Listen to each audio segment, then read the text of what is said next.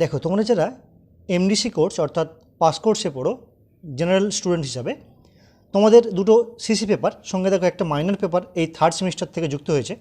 এখানে দেখতে পাচ্ছ, দেখো এই যে সেমিস্টার লেখা হচ্ছে সেমিস্টার, দেখো থার্ড সেমিস্টারে দুটো পেপার রয়েছে, সঙ্গে একটা মাইনর পেপার রয়েছে। এক্ষেত্রে তোমাদের যাদের মাইনর পেপার হিস্ট্রি রয়েছে তাদের কিন্তু এই যে দেখো শেক পেপারটা এখানে দেখো, এখানে পল সায়েন্স মাইনর পেপার বলে এখানে শেক পেপার পল সায়েন্স হয়েছে। অর্থাৎ তোমাদের যাদের এই মাইনর পেপার ইতিহাস রয়েছে তাদের কিন্তু শেক পেপার ইতিহাস পড়তে হবে। এই শেক পেপারটা এই একটা সেমিস্টারই পড়তে হবে, অর্থাৎ এই থার্ড সেমিস্টারটি পড়তে হবে। তো আজকের ভিডিওর বিষয়বস্তু হলো এই শেক পেপারের সিলেবাস, কোশ্চেন প্যাটার্ন এবং সাজেশান।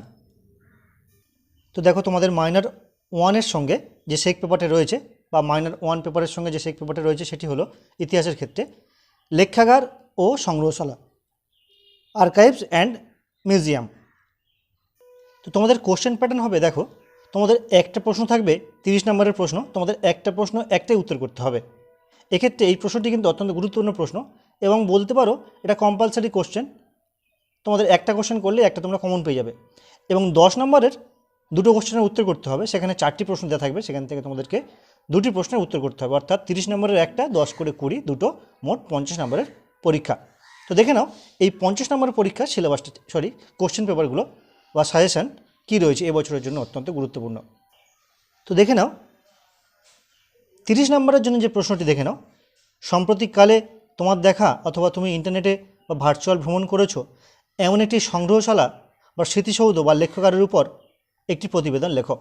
এই যে একটি প্রশ্ন, তোমাদের একটি প্রশ্ন দিলাম, এই একটি প্রশ্ন করলেই কিন্তু তোমরা একটা প্রশ্ন কমন পেয়ে যাবে। অর্থাৎ 30 নম্বর কিন্তু তোমাদের হাতের মুঠে চলে এলো। মোট 50 নম্বরের মধ্যে 30 নম্বরের কিন্তু তোমরা এই একটি প্রশ্ন করলেই কমন পেয়ে যাচ্ছ। এবার দেখে নেব 10 নম্বরের প্রশ্নগুলি। দেখো 10 নম্বরের যে প্রশ্নগুলি তোমাদের এবছরের জন্য অত্যন্ত গুরুত্বপূর্ণ সেগুলি দেখো। দ্রষ্টব্য বস্তুর প্রদর্শন অনুসারে ভারতের সংগ্রহশালার বা মিউজিয়ামের প্রকারভেদ করো বা শ্রেণীবিভাগ করো। এটি অত্যন্ত গুরুত্বপূর্ণ প্রশ্ন। দ্বিতীয় প্রশ্ন দেখো, ভারতের প্রথম সংগ্রহশালার ইতিহাস সংক্ষেপে আলোচনা করো। 3 নম্বর প্রশ্ন দেখো, ভারতীয় জাদুঘরের ইতিহাসের বিবরণ দাও।